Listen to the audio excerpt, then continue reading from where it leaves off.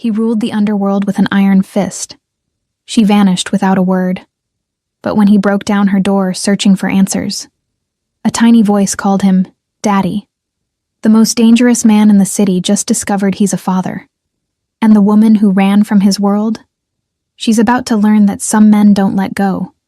Ever. This is the story of a mafia king who would burn his empire to ash. For the family he never knew he had. Welcome back to another unforgettable Afro-Korean story. Today's tale will break your heart and put it back together in ways you never expected.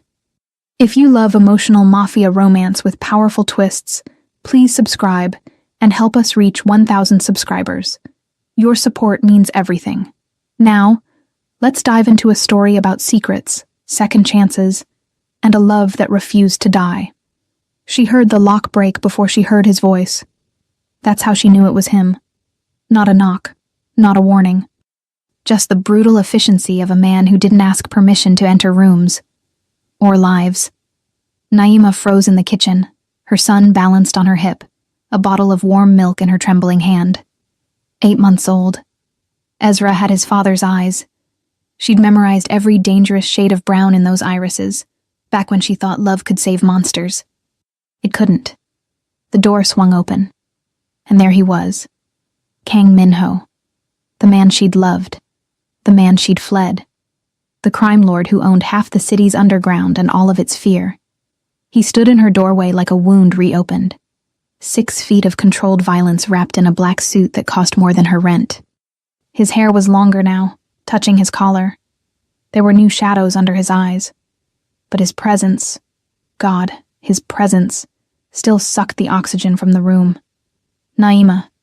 Her name on his lips felt like a knife dragged slowly across old scars. She didn't move. Couldn't. Ezra gurgled happily in her arms, oblivious to the way the world had just tilted sideways. Minho's gaze swept the apartment. Small, clean, painfully ordinary. Nothing like the penthouse they'd shared, where the city lights had painted her skin gold, and his mouth had written poetry in the dark. You changed your number. His voice was winter. Deleted your socials. Moved 3 times in 6 months. He stepped inside. The door closed behind him with a quiet click that sounded like a cell locking. I'm impressed, he continued, moving through her tiny living space like smoke. Most people can't hide from me for 3 days. You lasted a year. Naima's throat was dry. Minho, were you going to tell me? The question landed like a grenade. She looked at him. Really looked. And saw it. The fracture in his armor. The way his jaw tightened. The slight tremor in his hands that he hid by sliding them into his pockets. He knew. Somehow he knew. Tell you what. Her voice came out steadier than she felt. Minho's laugh was bitter. Don't insult us both. He took another step. Closer now. Close enough that she could smell his cologne.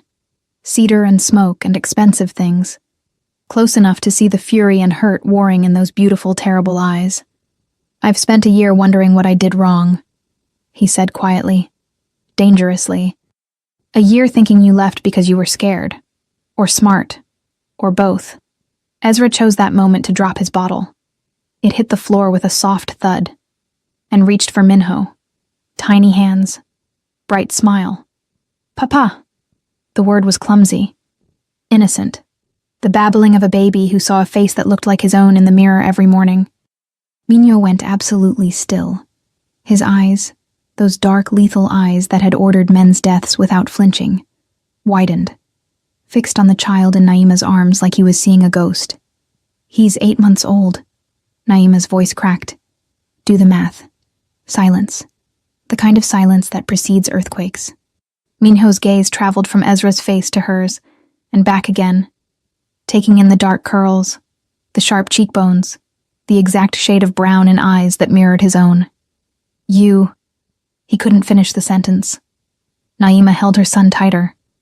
I left to protect him. From your world, from me. It wasn't a question. She didn't answer. Didn't need to. Something shifted in Minho's expression. The fury bled away, leaving something rawer. More dangerous. Vulnerability. He took a step forward, then another, until he was close enough that she could feel the heat radiating from his body.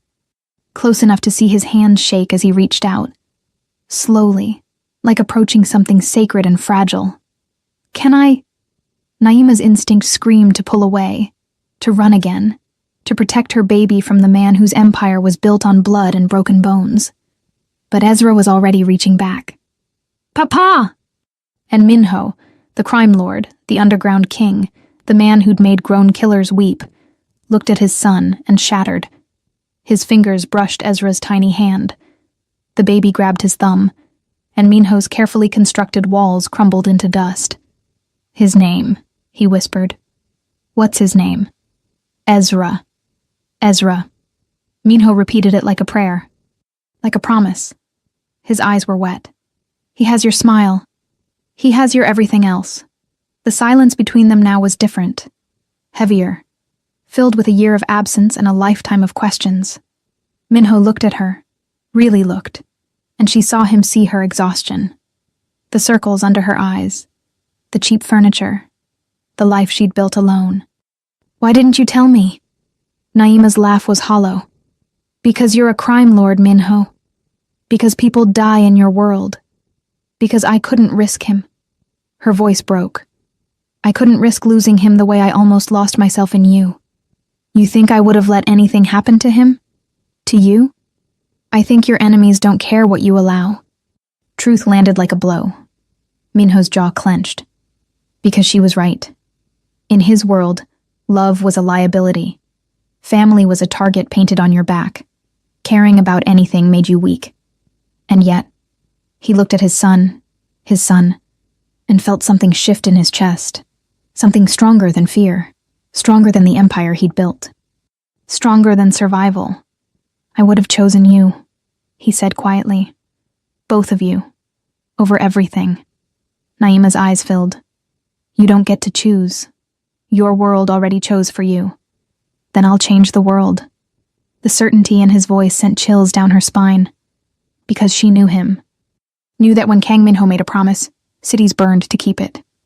Ezra yawned, rubbing his eyes. Minho's expression softened. "He's tired. It's past his bedtime." Naima hesitated. "You should go." "No." One word. Absolute. Minho's gaze locked on hers. "I've missed a year. 8 months and 9 before that. I'm not missing another second." "Minho, I'm his father." His voice dropped, deadly serious. "And you're the woman I never stopped loving. Even when I hated you for leaving. Even when I wanted to burn the world down to find you." He stepped closer. "I found you now. And I'm not leaving." Naima's heart hammered. "This isn't a choice." "You're right." Minho's smile was gentle, terrifying. "It's a fact. Get used to it." Ezra's head drooped against her shoulder. And standing in her tiny apartment, facing the man who could destroy her with a word and protect her with the same breath, Naima realized something. She'd never really escaped. You can't outrun a man who owns the shadows. Minho didn't leave.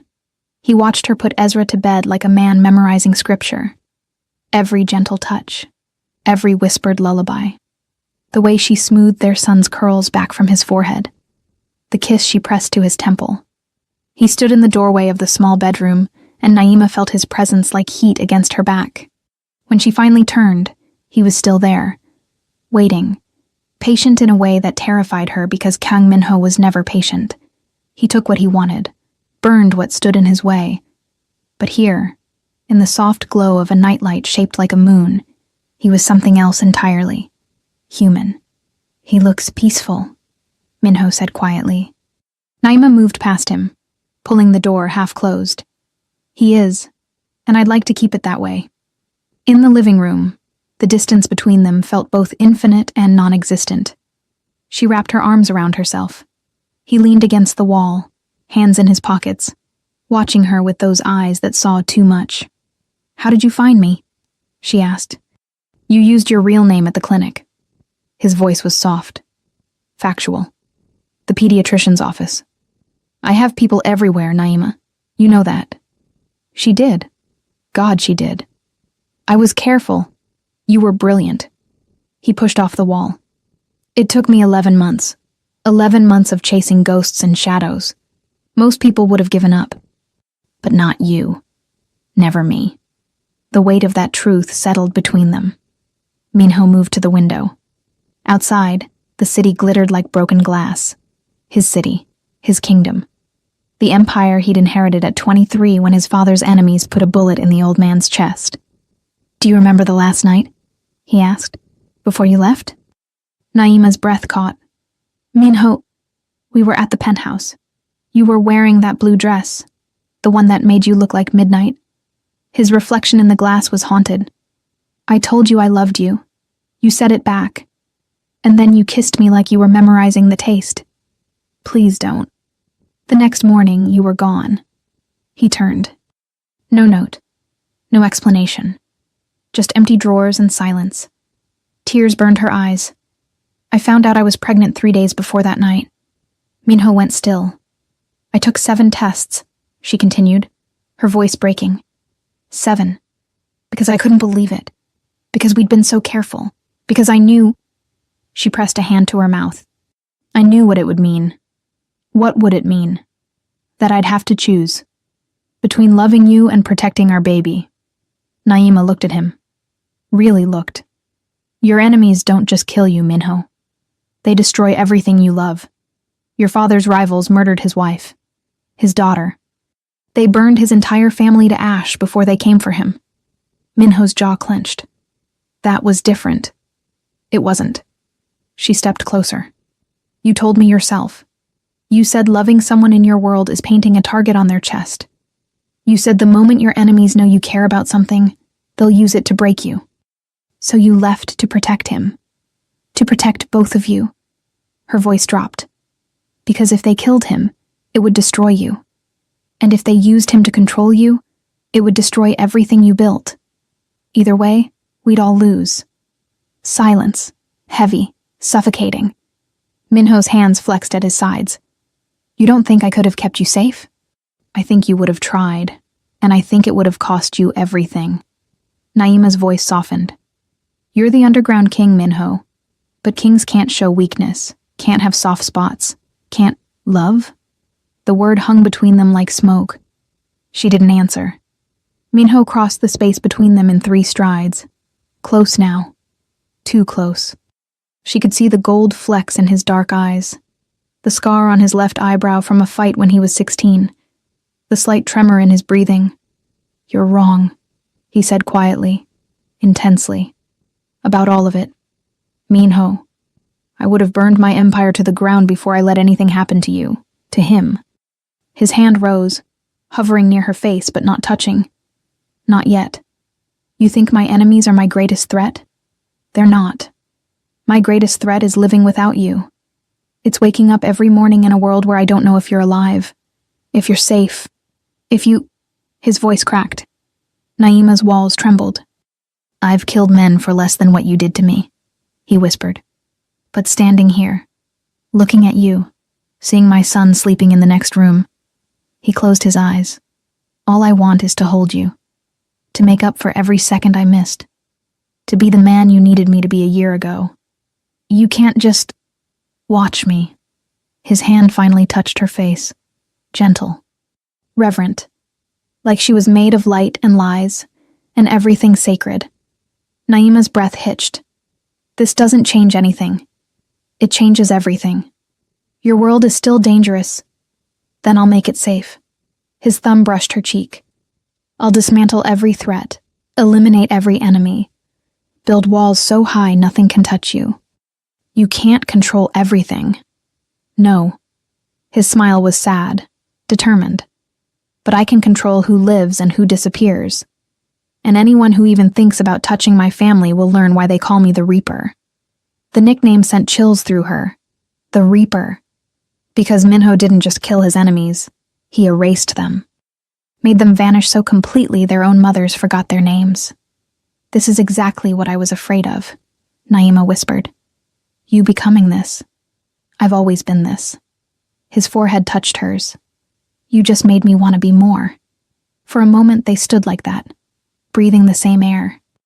existing in the space between what was and what could never be. Then Ezra cried out, a small sound, a sleepy whimper. They both turned toward the bedroom. I'll go, Minho said. You don't know, then teach me. Something in his voice stopped her, something raw and desperate and entirely human. She watched him walk to Ezra's room, watched him pause at the door like he was entering a temple, watched the most dangerous man she'd ever known approach a crib with hands that had broken bones and necks, now trembling as they reached for his son. Ezra's crying stopped the moment Minho picked him up. The baby looked at his father with wide, curious eyes, and Minho looked back like he was seeing God. Hey, he whispered. Hey, little king, His voice broke. I'm your dad. Ezra grabbed his finger, held on tight, and Minho, the crime lord, the underground king, the man who'd built an empire on fear, smiled. Actually smiled. Naima's heart shattered and rebuilt itself in the same breath, because she realized something terrifying. She'd never stopped loving him, and now, watching him hold their son, she knew she never would. He stayed.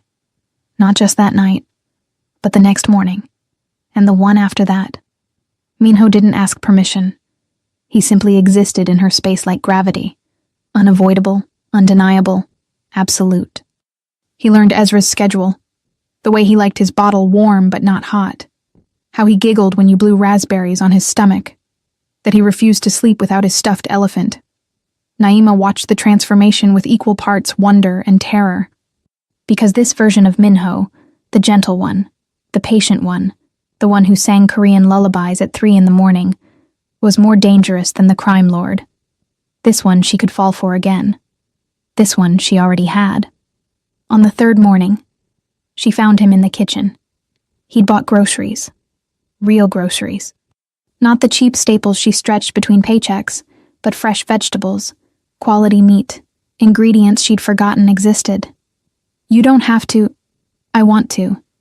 He was making breakfast, actually cooking. The sleeves of his white shirt rolled up, revealing forearms marked with scars and stories. When's the last time someone took care of you? The question landed like a punch. Naima sat down. I take care of myself. That's not what I asked. She didn't answer. Minho set a plate in front of her. Eggs, toast, fruit arranged like art. He'd even remembered she took her coffee black with 1 sugar. Eat, he said gently. You're too thin. I'm fine. Naima. His eyes locked on hers. Eat. So she did. And it was the best meal she'd had in a year. They fell into a rhythm. Fragile. Temporary. Like dancing on the edge of a blade. Minho left for a few hours each day. Business, he said. She didn't ask what kind.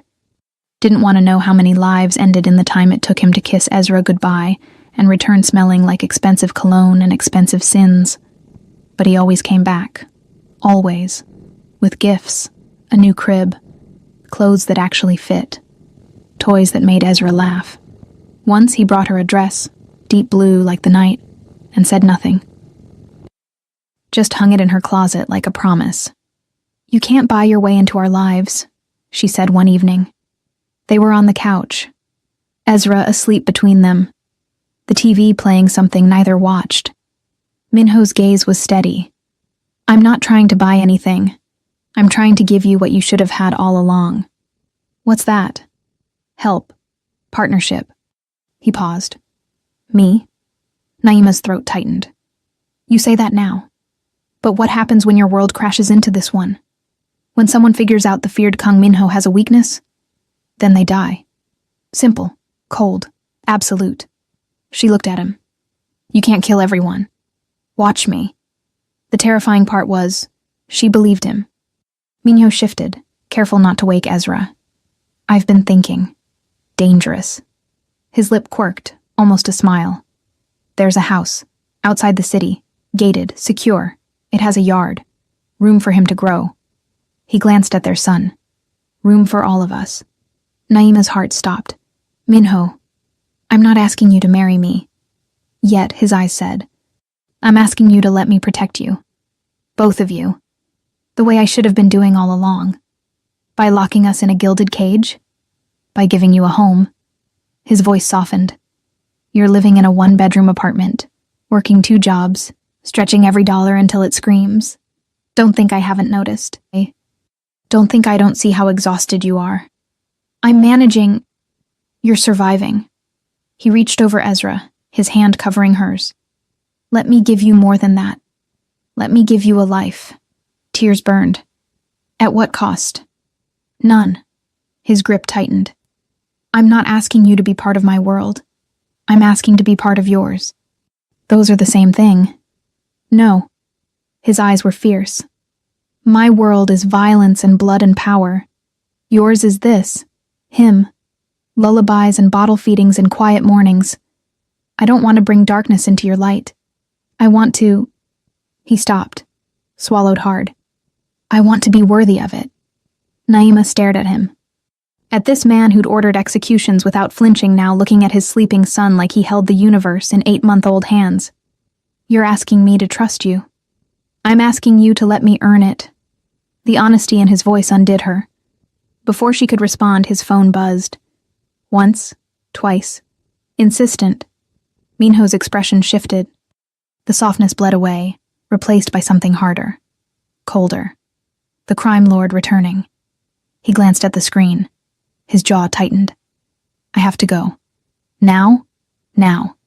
He stood carefully, kissing Ezra's forehead. Then he looked at her. Lock the door behind me. Don't open it for anyone.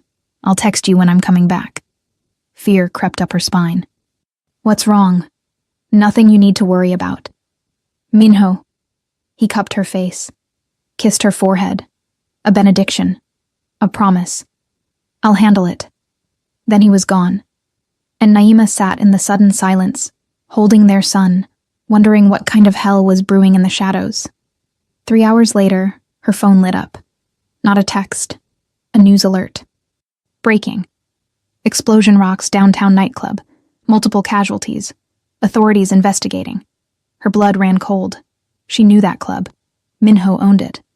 Her hands shook as she called him. Once. Twice. Voicemail. Pick up, she whispered. Please pick up. Nothing. Ezra stirred in his crib, sensing her panic. She tried again. And again. The 6th call went through. Naima. His voice was rough, distant.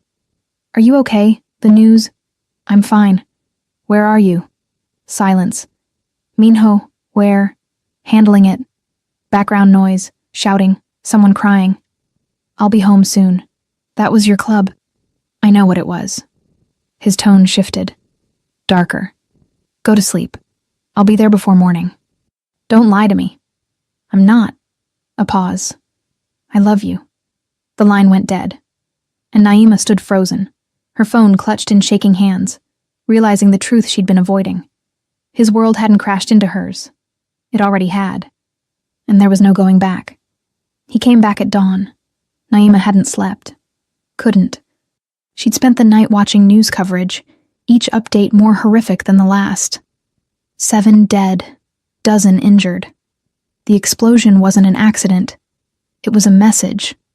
She heard his key in the lock, quiet, controlled, like he was trying not to wake the dead, but she was already standing in the kitchen, arms wrapped around herself, when he walked in. Minho looked like war. His suit jacket was gone. His white shirt had smoke stains. There was blood on his collar. Not his, she prayed, and his eyes held the kind of emptiness that came after witnessing hell. You're awake, he said quietly. Did you think I'd sleep? Her voice shook. 7 people died, Minho. I know. Your club wasn't the target. He moved past her to the sink, washed his hands. The water ran pink. I was. The words hit like bullets. Naima's knees went weak. What? Rival family, the Kozlovs. He dried his hands methodically. They've been making moves for months, testing boundaries. Tonight they crossed a line. By killing innocent people. By trying to kill me. His gaze met hers. I wasn't there.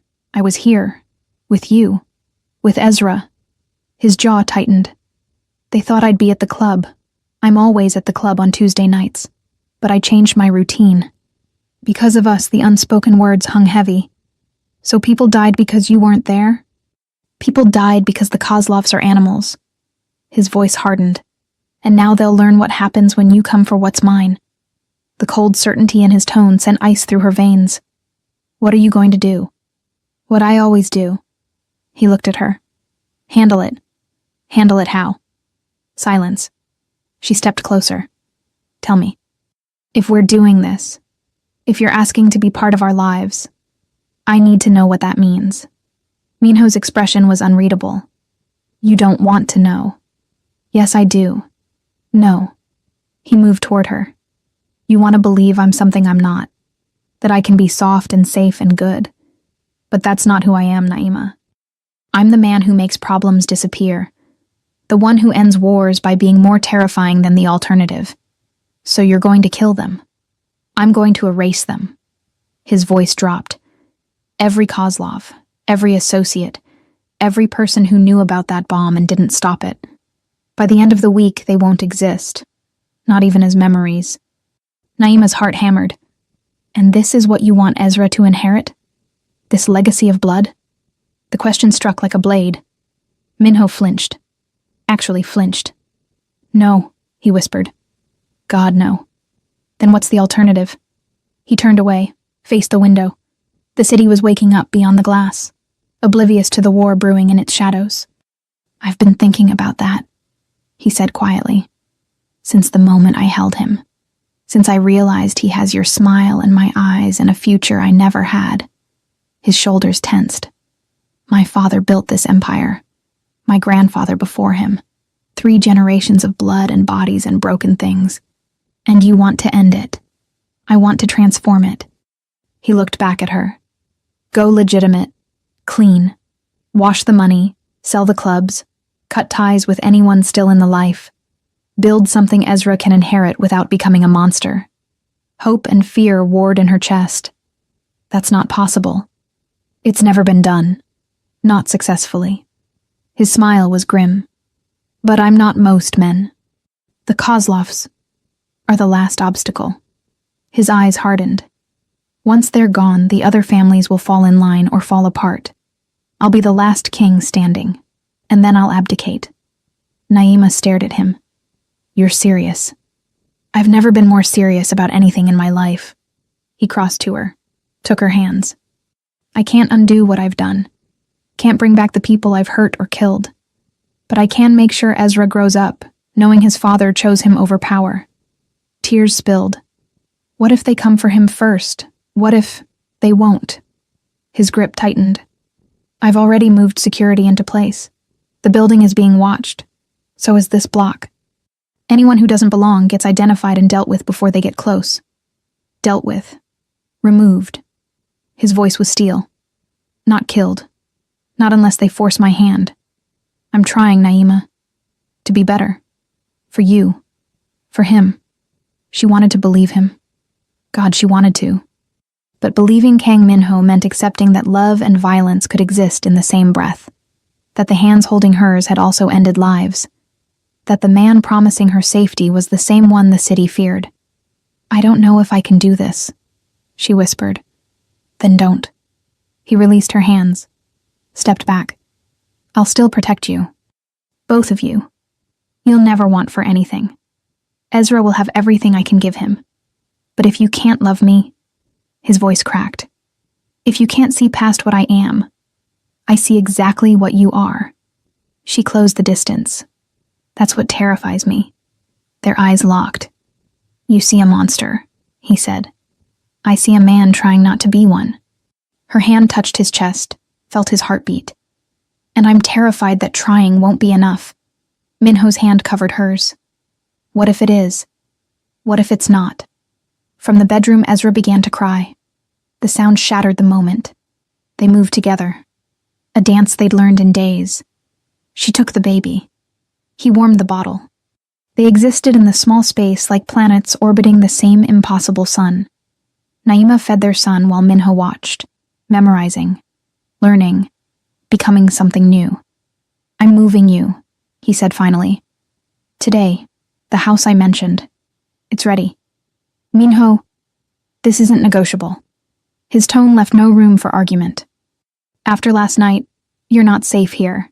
Ezra's not safe here. The Kozlovs know about you now. They'll use that." Fear spiked. How do they know? Because someone talked. His expression went cold.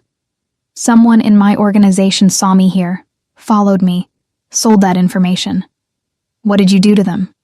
Silence. She didn't ask again. "Pack what matters," Minho continued. "Everything else I'll replace.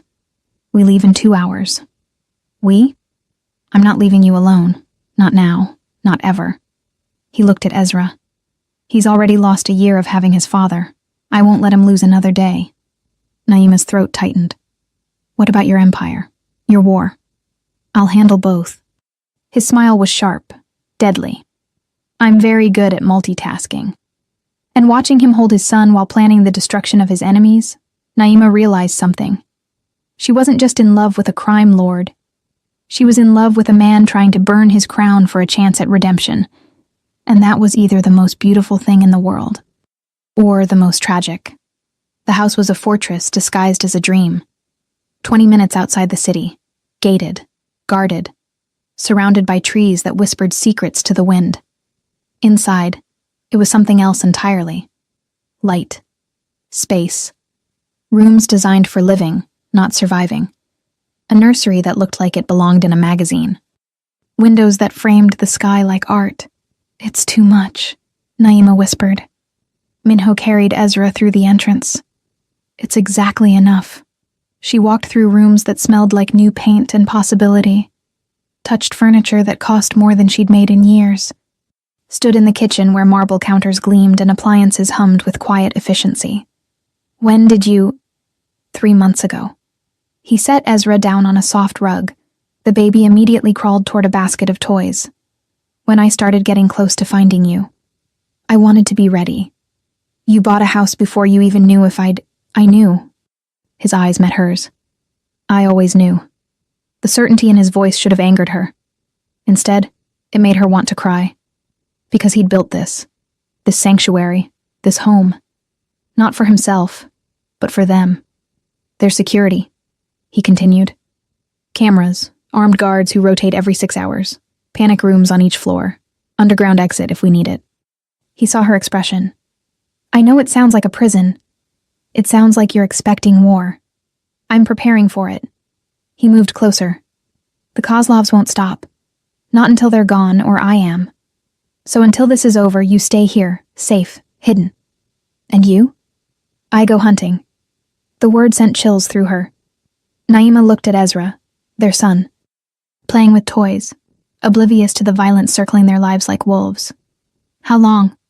she asked. "How long until it's over?" "A week, maybe less." His jaw tightened. "I'm calling in every favor, activating every asset. The Kozlovs have enemies. I'm making them allies. You're starting a war. I'm ending one." He turned her to face him. "This is the last time. After this, I'm done. No more empires, no more bloodshed, just..." He glanced at Ezra. "Just us." She wanted to believe him. God, how she wanted to. But belief required trust. And trust required forgetting every reason she'd run a year ago. "What if you can't walk away?" she whispered. "What if this world won't let you?" "Then I'll burn it down until it does." Before she could respond, his phone buzzed. He checked it. His expression darkened. "I have to go. Now? Now." He kissed Ezra's head, then hers. "Stay inside. Don't answer the door for anyone except my men. You'll recognize them. They wear black, no visible weapons, and they'll use the code word fortress before entering. Minho, I'll call every hour." He was already moving toward the door. If you even suspect something's wrong, hit the red button in the master bedroom. It'll lock down the house and alert my most trusted men." Fear clawed up her throat. "What's happening?" He paused, looked back, and for just a moment, she saw past the crime lord to the man beneath, scared, determined, fighting for something more important than power. "I'm keeping you safe," he said. "That's all that matters." Then he was gone. And Naima stood in her beautiful fortress, holding her son, wondering if safety and love could ever truly coexist in Minho's world. The days blurred together. Minho kept his promise, called every hour, sometimes just to hear her voice, sometimes to listen to Ezra babble. Once, at 3 a.m, just to say he missed the way she smelled like vanilla and home. But he didn't come back. Soon, he'd say. Just a little longer. The guards rotated, silent, professional. They never looked at her directly, never spoke unless necessary. She felt like a queen in a tower, protected, isolated, waiting for a prince who was currently dismantling an empire. On the 4th day, one of the guards brought news. The Kozlov estate burned last night, he said without emotion. Total loss. No survivors. Naima's blood went cold. How many? 17 confirmed. 17 people, gone, erased, because they'd threatened her son. She should have felt relief, safety, victory. Instead, she felt sick. That night, Minho called as promised. I heard, she said. Silence. Tell me you didn't. It wasn't me. His voice was tired. Not directly. Kozlov's own men turned on him. Apparently loyalty has a price, and I paid it. So you bought their deaths. I bought our future. He paused. Does that make you hate me? Naima closed her eyes. It makes me understand why I left. And why you stayed away. Yes. More silence. Then, I'm coming home tomorrow. It's over. The Kozlovs are gone. Their allies scattered. The other families accepted my terms. What terms? Peace, transition. In 6 months, my empire goes legitimate, or goes dark. Anyone who wants to stay criminal finds a new king. His voice softened. I choose you, both of you, over all of it. Tears spilled. What if it's not enough? Then I'll keep choosing you until it is. The call ended, and Naima sat in the nursery, watching Ezra sleep, wondering if redemption was even possible for a man who'd built his throne on bones. He arrived at dawn, exhausted, haunted, but alive. Minho stood in the doorway of the nursery, watching her rock their son. He didn't speak, didn't move, just existed in the space between who he'd been and who he was trying to become. Finally, Naima whispered, Is it really over? The war? Yes. And everything else? He crossed to her, knelt beside the rocking chair, took her free hand. I won't lie and say I'm suddenly clean, that there's no blood on my hands or darkness in my past. His thumb brushed her knuckles. But I swear on his life, he looked at Ezra. I'm done. No more kills, no more empire. Just a man trying to be worthy of his family. What if I can't forgive you? Then I'll spend forever earning it. Naima looked at him, really looked, saw the exhaustion, the determination, the love that had survived a year of separation and 4 days of war. I never stopped loving you, she confessed. Even when I hated you for what you were. Even when I ran. I never stopped. Minho's eyes closed. Say it again. I love you. Her voice broke. I'm terrified and angry and so in love with you it hurts. He rose, pulled her up, careful of the baby between them, and kissed her, soft, desperate, a promise written in breath and touch. When they broke apart, Ezra stirred, opened his eyes, looked at his parents together and smiled. And in that moment, Naima chose to believe, in second chances, in redemption, in a love strong enough to survive empires and ashes. 6 months later, the news broke on a Tuesday. Crime lord turned philanthropist, Kang Minho announces billion-dollar foundation. Naima read the headline 3 times before believing it. She found him in the garden, Ezra toddling beside him, chasing butterflies with sticky hands and pure joy. You actually did it, she said. Minho looked up, smiled, the kind of smile that no longer carried shadows. I told you I would. I know, but saying and doing are the same thing when you love someone enough. He caught Ezra as the baby stumbled, lifted him high. Their son's laughter rang like bells. Naima watched them, father and son, 2 people who shouldn't exist together but did anyway. The foundation will focus on education, Minho continued, getting kids out of the life before they get in, breaking cycles. He looked at her. Everything I didn't have. And the empire? Dissolved, sold, donated. He set Ezra down. Some of my old associates went independent. Most went legitimate. The rest, he shrugged, found new kings. And the Kozlov's enemies, scattered, uninterested in revenge against a man who no longer holds power. His smile was slight. Turns out when you stop being a threat, people stop trying to eliminate you. Naima moved closer. Any regrets? Just one. He pulled her against him. That I didn't do this sooner. That Ezra's first word wasn't Dada, because I was there every day, not just after destroying my enemies. He said it last week. Minho's eyes widened. What? You were on the phone, handling the last of the legal transfers. He looked right at you and said, Dada. She smiled. You started crying. Don't pretend you don't remember. I remember everything. His voice was rough. Every moment, every second I get to be his father. He paused. Your partner, if you'll have me. Naima's heart stuttered. What? Minho pulled back, reached into his pocket. A box, small, velvet, black. I know I don't deserve you, he said quietly. I know I've done things that can't be forgiven. That there's blood in my past and darkness in my soul. He opened the box. Inside, a ring. Simple. Beautiful. But I also know I love you more than I've loved anything. That you made me believe redemption was possible. That our son exists because you were brave enough to choose life over fear. Tears blurred her vision. Marry me, Minho whispered. Not because I'm asking. Not because I think I've earned it. But because I want to spend the rest of my life proving I can be the man you see when you look at me. Naima's hand covered her mouth.